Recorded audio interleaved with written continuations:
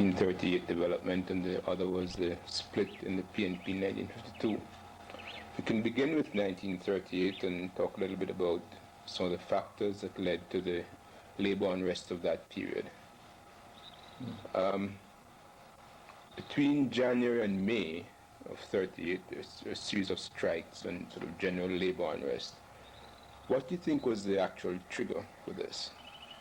Well, I think the unrest had been blowing up from earlier, from 1935. And this was manifested organizationally in the attempts of A.J.S. Coombs and H.C. Buccanon to form the Jamaica Workers and Tradesmen's Union. This was the first serious attempt to organize rural workers. And as a matter of fact, Mr. Bustamante, for a short while, was associated with the JWTU. Buchanan says that they didn't have transport. And so they put the proposition to Mr. Bustamante that he should come in with them. And, well, I don't know if you have the sort of picture of the role he played at that time, but he was a sort of popular figure who could be counted on to champion any sort of popular cause that earned a bit of publicity, protests against water metering and this sort of thing I remember him engaged in. And he went in with them for a while. He started as treasurer of the JWTU, and then he thought, well, perhaps it would be more appropriate if he were leader. And from what Buchanan told me, this created a bit of a problem. This was early 1937 or late 36, created a bit of a problem because Coombs was already president. So Buchanan says that he conceived the sort of general solution. He said, let's make Mr. Bustamante President General, then Coombs can remain as president, and this was done. But Mr. Bustamante seems to have decided early in 37 that there wasn't much, perhaps not much publicity in this trade union thing, because of course the Gleaner rather tended to play down labor unrest unless it really became sort of irrepressible.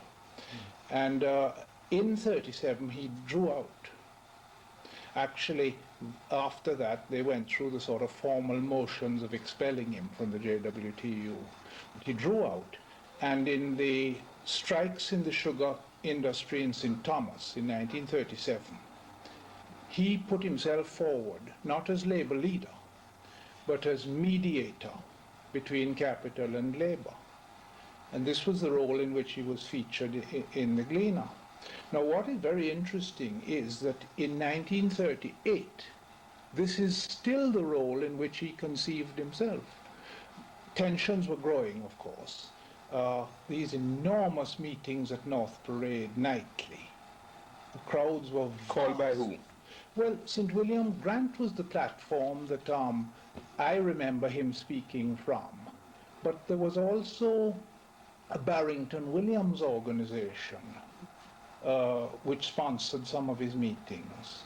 I'm not too sure about this, but it should be easy from the Gleaner files to get some idea of that.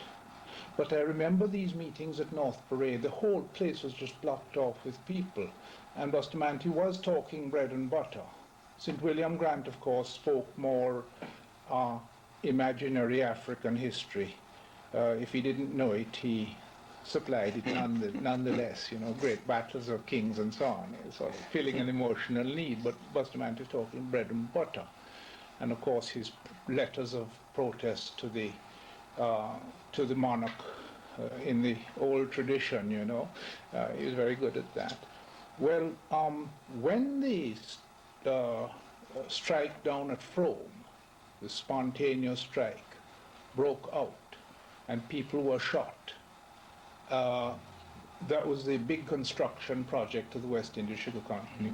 Bustamante actually went down there, I believe, or at least he certainly said he went down, reported on the conditions in Kingston. I think he did go down, and the meetings were bigger than ever. And then the waterfront strike started in May in Kingston. Now, on the 23rd of May, I attended a meeting on Harbour Street. Before we get to that meeting, can I just interject here? You mentioned the Frome strike as being spontaneous. Now, what I'm curious about was how much spontaneity was there really if Buccanon and Coombs were doing this sort of organizational work that you mentioned before? So far as I know, they did not have an organization in Westmoreland, in Frome. It was St. James, St. Anne. St. Anne was Coombs' home parish, and St. Mary, as far as I'm aware. This thing, what happened in Westmoreland was that workers had converged from all over the island, attracted by the construction program of the new Wisco developments down there. Some of whom might have been part of the whole agitation before. Yes, undoubtedly. The sort of Coombs agitation, Coombs-Buchanan agitation, would have had its effect, but organizationally, not as far as I'm aware in Westmoreland. It was spontaneous. If you can come back to the 38th meeting, the waterfront meeting here. Yes, I was coming back to this fact that Bustamante still saw his role as mediator, because on the morning that he made this speech, it was the same day that he was later arrested, as you know. But I have a note of what he said, and I'll read it to you if I may, because it's quite fascinating. He said, just because these companies, this is the shipping companies, are rich, they tell you until you go back to work, they will not tell you whether or not they will do anything for you. The time when these managers could tell you they will not do anything for you until you return to work is past and gone. Now, this is the key passage now. I did not start the strike. I was merely acting as mediator. But we will stay out, and those ships will not be loaded. And if those companies are not more reasonable, I am going to tie up every port in the island. So he made the switch then from mediator to... he was still in that role. That's how he saw himself, you see. And I recorded these words in a letter that I wrote on the 1st of June 1938. I still have a copy. It was written really for W.A. Domingo and his friend Jaime O'Mealy in New York, telling them what was happening during that month and that week. Now, what happened was, of course, that Bustamante was arrested, and the governor regarded him as a dangerous agitator. And N.W. Manley records in his diary his worry at the situation that was developing. And when the workers refused absolutely to go back to work until Bustamante was released, Manley discussed with the governor the business of institutionalizing this spontaneous upsurge. And he talked to Bustamante whilst in prison, whilst in custody, about the idea of the formation of trade unions, you see. This was what Manley used with the governor as an argument why Bustamante should be released. Said him that if Bustamante was not released, there was absolutely no peace. There was chaos and disorder coming, you see. Of course, Mr. Manley is a sort of, so to speak, representative of the system, the whole structure of society, was very anxious not to see the situation dissolve into disorder, you see what I mean? In that same diary, Mr. Manley mentions that he offered to be a mediator too. What was the response to him? This was before the idea of formation of trade unions arose, you see. He was in a pre-trade union situation still, but there was great distrust at this stage, because naturally he hadn't been involved in sort of popular issues like this before, and he was regarded as the big barrister, you see. So there was great sort of distrust. I went to the meeting at the waterfront where the workers refused to accept, I think it was a shilling, unless Bustamante was released. I also went to the meeting when Bustamante was released, you see. The formation of trade unions was virtually something that Bustamante had no choice about, because there was the militancy of the workers pushing him forward. the intransigence of the employers who wouldn't bargain, and the oppression of the government in locking him up. He was virtually thrust by history into the role of labor leader. I don't think he wanted that originally at all. Of course, when he saw the possibilities of it, then he carried it forward vigorously. But he entered the historical stage as a mediator. That's very interesting. Your own role, you've always been a man of the left.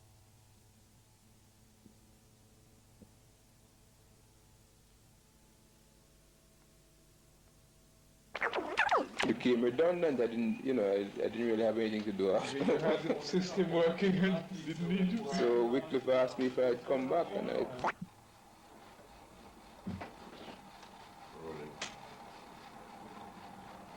Rolling. You've always been a man of the left. What role did the left play in the whole series of events of 38, and what was your own role? Well, the left group, the Marxist group, took shape around Buchanan. He was the sort of first person, the leader. And he became, as you know, the first secretary of the BITU. And shortly before the May events, he had started the Jamaica Labour Weekly, a newspaper, which was just a 4-page newspaper, which was a sort of rallying point too. Most of us who helped with the Jamaica Labour Weekly were also occasionally writing in Public Opinion, which had started in the previous year in '36. Now, when those events were unfolding in '38, we were very worried about the possibility of the workers going back to work and leaving Bustamante and Grant in prison, you see, because Bustamante was really the symbol around whom the workers were getting up off their knees. And Buchanan and Stennett Coombs, the printer who printed the Jamaica Labour Weekly, they issued a leaflet for that meeting where the workers were to consider whether they would accept, I think the amount was $1 an hour. They brought out this leaflet. Actually, there wasn't any prior consultation with the left group. Buchanan just went ahead. Otherwise, possibly we would have softened the language a little. I'm not too sure. The left would have softened the language. Perhaps. Well, of course, Buchanan was very strong on this, you see. But the leaflet said, "Umbrella for labor. Beware of Manley and Campbell." Erasmus Campbell, who headed the clerks union at the time, you see. "Beware of Manley and Campbell, tools of the capitalists, support Bustamante and Grant." Now, the idea of Buchanan's leaflet was to try and stiffen the resistance of the workers. I think that the workers would have stuck out in any case. I don't think they were going to accept that until Bustamante was released. And that, in fact, is what happened. A fellow named Williams, who worked at the waterfront and subsequently became a vice president of the BITU, he was the chief spokesman for the waterfront workers. It was a waterfront workers' strike, and they stood out solid. And then it was during that week now that Manley negotiated with the governor and talked to Bustamante in prison, and it was agreed that a trade union movement would be formed and Manley would give his assistance. Then Manley now, during that week, he put out a call for people who would volunteer to assist Bustamante in the formation of trade unions. Well, I was a law student at the time. I was one of the volunteers. And my job was to draft a constitution, a model constitution. I'll never forget this, because what Mr. Bustamante did when it was given to him on his release was to pass it to his solicitor, Mr. Ross Livingston, and tell him, cut out all this nonsense about election of officers and so on. I will be president for life. I will appoint the managing committee. Then the managing committee can appoint a vice president. And the funds will be controlled by the president as a subcommittee of one. So, I mean, sort of my idealistic, youthful exuberance at this time, this was a terrible blow, you know, but that's what happened. That's how the Constitution was originally formed, and from this time you have the sort of proprietary form of trade unionism developing in Jamaica. I remember an advertisement that Ross Livingston put in the papers, because you know how Jamaicans are, and of course there were a lot of rascals trying to get in on the act in various ways, you know, pretend that they were authorized by Mr. Bustamante to collect and all sorts of things.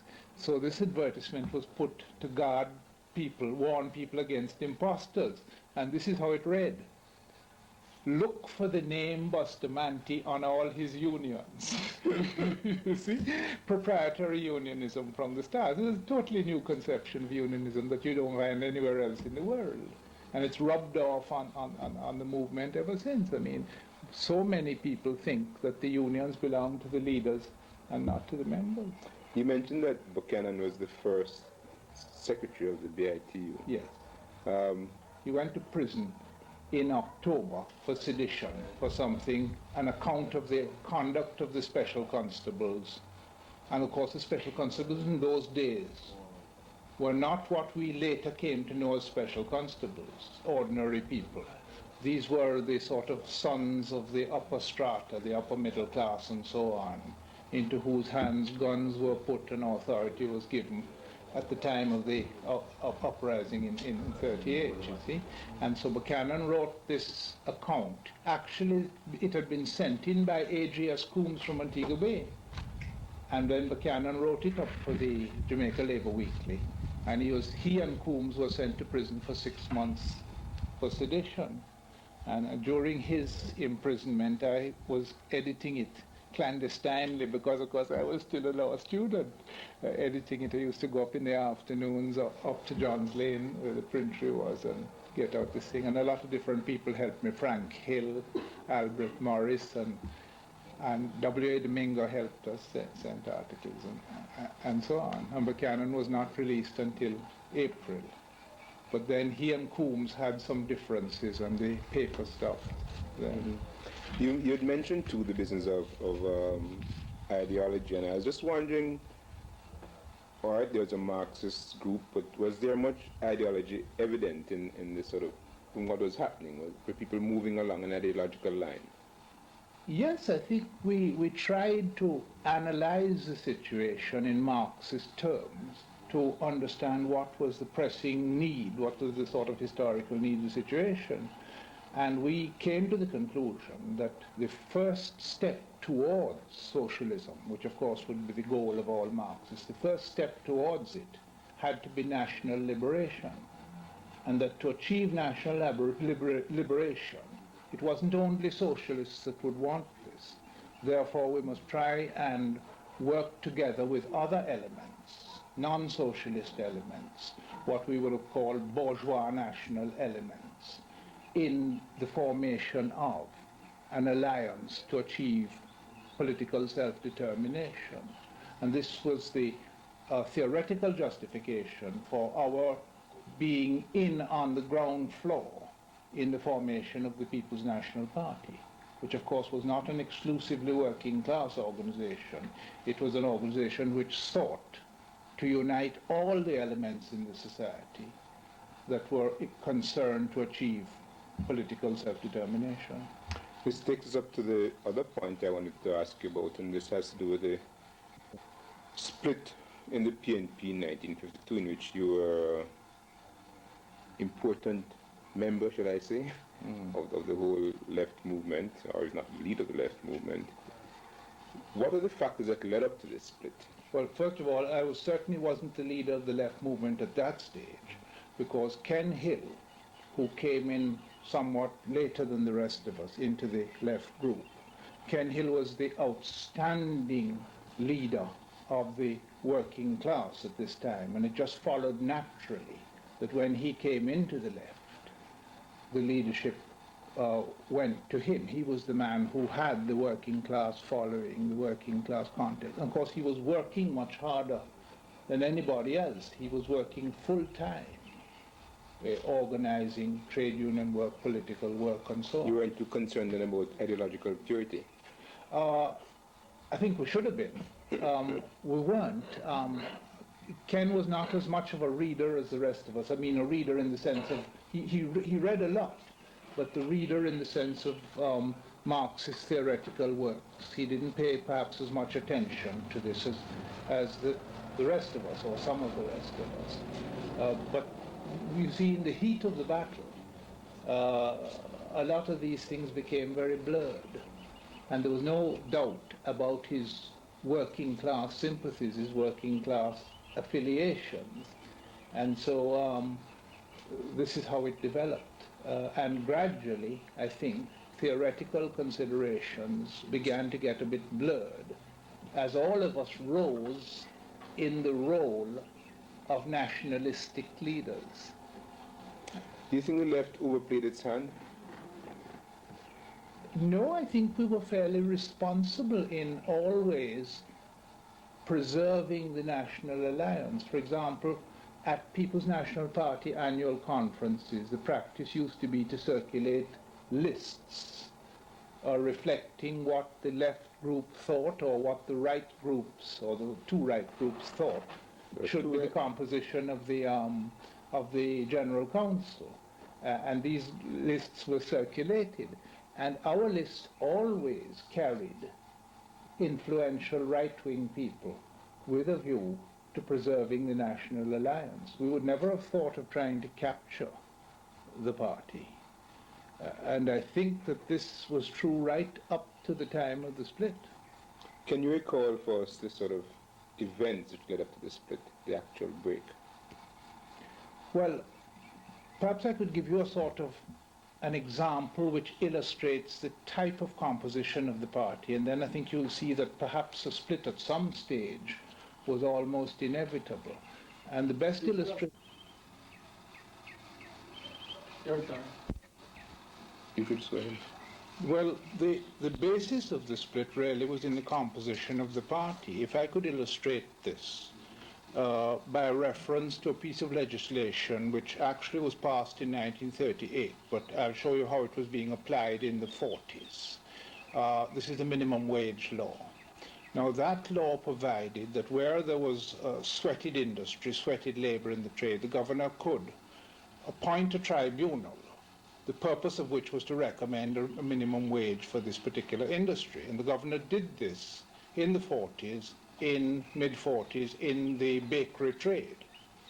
Now, the law required that there should be a representative of the employers in the trade, a representative of the workers in the trade, and a government chairman.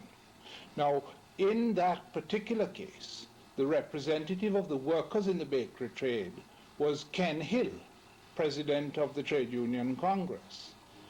Now, he was mayor for the PNP of Kingston St. Andrew Corporation, and the representative of the employers on the tribunal was William Siveright, who was the Master Bakers president and was deputy mayor of Kingston for the PNP. So this gives you a picture of the composition of the party. It was a sort of national alliance which brought in different social strata, different interests. And so that was the germ of it, the fact that we had these wings. But the left's attitude was that the split would not come about prior to political independence, because we saw the alliance as necessary in the struggle against imperialism. Well, that isn't how it worked out. It came before that. And interestingly, Manley wasn't ready for it when it came. He hadn't initiated it. It was initiated by a group of 9 people on the right wing of the party who thought that the time had come when the Reds had to be thrown out. And I think that their reasoning was that the left, the labor elements within the National Alliance, were becoming too strong, too important. Look at these events. First of all, in 1951, local government elections, Bustamante has a catastrophic defeat. Then there is the election of 10 out of the 21 members of the PNP executive trade unionists. So within the National Alliance, the balance is shifting more towards labor. And I think it is in this situation that what I would call the bourgeois nationalist elements in the party decided that some action was necessary. Now, their first action was to set up two members of the TUC to form a rival trade union movement. The idea being that you would have two trade union movements, both favorable to the PNP, both within the national fold, but fighting each other. This would have weakened Labour, you see. That was the Kelly McPherson incident. This was the NWU? No, this is before. This is Kelly McPherson. And now Mr. Glasspool didn't join in this because it wasn't clear how the national executive would interpret the agreement between the PNP and the TUC for mutual support. And in the event, under Neville's chairmanship, it was decided that Kelly and McPherson had to be disciplined. So Glasspool couldn't go with them at that stage. So that was an interesting sort of preliminary canter to what was to come. Well, what was to come was, of course, the big smear, the red smear, based on a document prepared by Dr. and Mrs.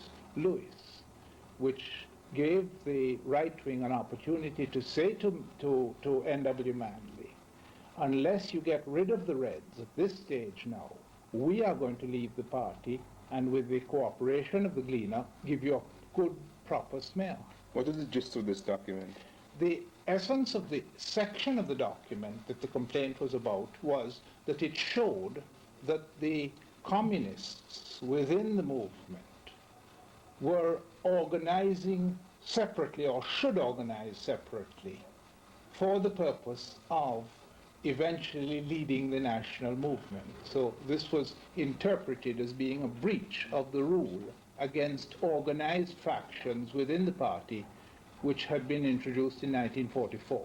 Before 1944, you see, it was permissible to have organized factions within the party. So you had an organized left and an organized, well, two organized right groups at that time. Now, after 44, this was not permitted. So this was represented then as the big communist conspiracy. Now, don't forget that we are now into the Cold War period. And so the communist smear is now really effective. And this is really what was done. Manley, NW, had to make the decision. Would he let some of these right-wing people go off? In which case he would be left with a party in which the right had been seriously weakened by the action they had taken. Some of them would have remained loyal, you see. Perhaps Steve Wright would have stayed with the party and some others. Or would he do what they demanded, get rid of the left, and then hope to rebuild the party by winning back working class support from the TUC through the formation of the NWU and by other means? And this is the decision that was taken. Why do you think he took the decision that he did take? I think Manley was terribly concerned about the power of the Gleaner and the Red smear. You see, this was an atmosphere where the Red smear was really having an international effect. It had split the World Trade Union movement, and it was as an incessant propaganda attack against the party. And I think he reckoned that the way through was to purge the party of any elements which could attract the Red smear. And that brought us to an interesting situation on the left, because the left then had a sort of sub-split. Some of us took the view that we would carry on as before. In fact, my own stand at the time at public meetings was that as far as what Manley was doing now, calling us communists, that was all right, because all it meant was that he had changed his definition of the word communist.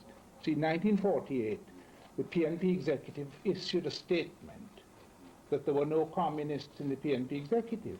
And this was on Manley's definition of communist as being a member of a communist party. But when 1952 events came now, definition of a communist was much wider, because of course we had no communist party. And so what I said from the platform is that Mr. Manley said I wasn't a communist in 1948. In 1952 he says I am a communist. All that has happened is he has changed the definition of the word communist.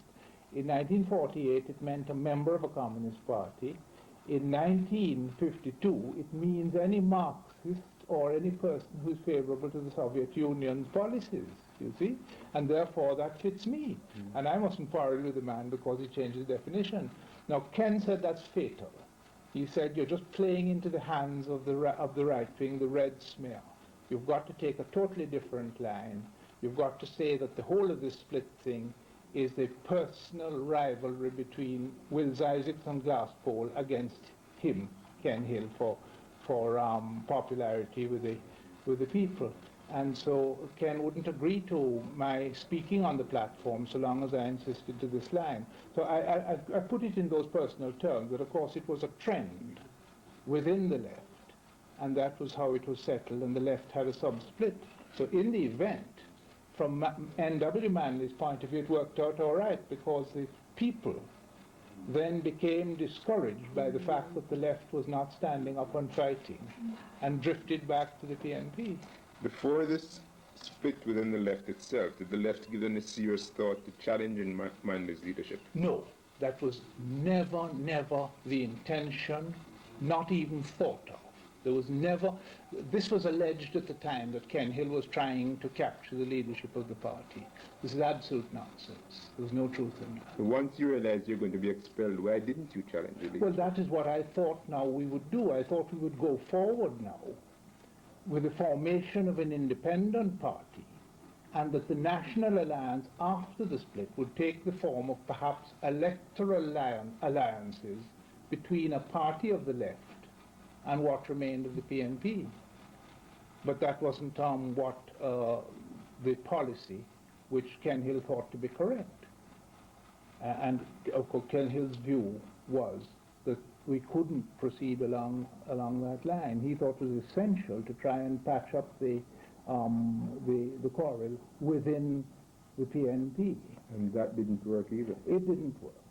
And then there were some unfortunate consequences from the failure of that. Richard Hart, thank you very much.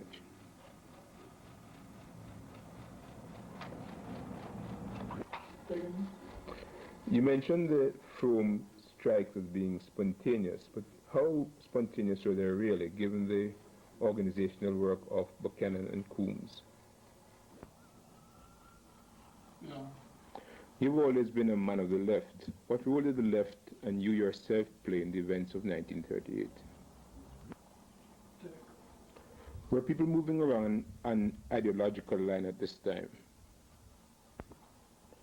Were people moving along an ideological line at this time? Can you recall for us the events which led up to this